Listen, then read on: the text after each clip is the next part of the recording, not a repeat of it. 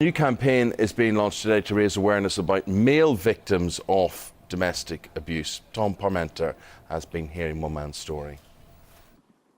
In the mirror, Ian McNichol looks back at a man who was once broken, physically, mentally, and almost totally.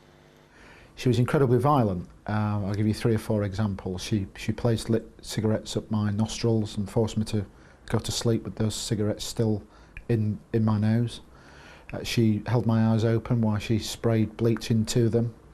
She assaulted me with a steam iron. She placed it on my left lower arm, on my upper right shoulder and in the middle of my shoulder blades.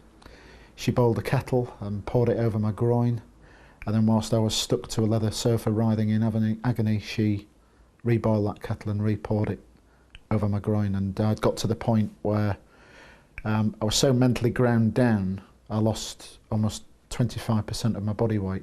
I have 2 permanent indentations in my left shoulder where I was attacked with a hammer with such ferocity that the handle of the hammer actually broke. His former partner is now serving 18 years in prison.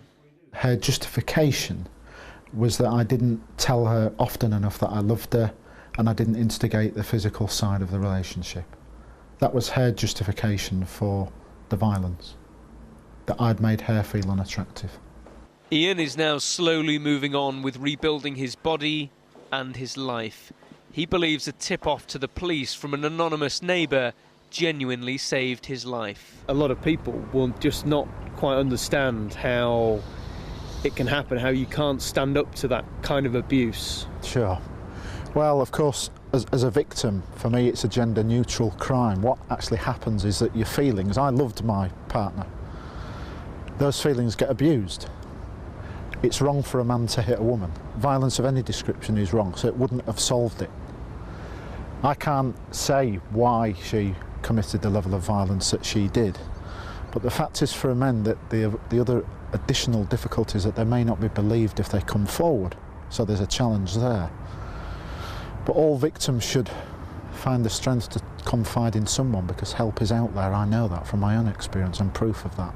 And as with any form of domestic abuse, deciding to find that help is often the hardest step. Tom Parmenter, Sky News.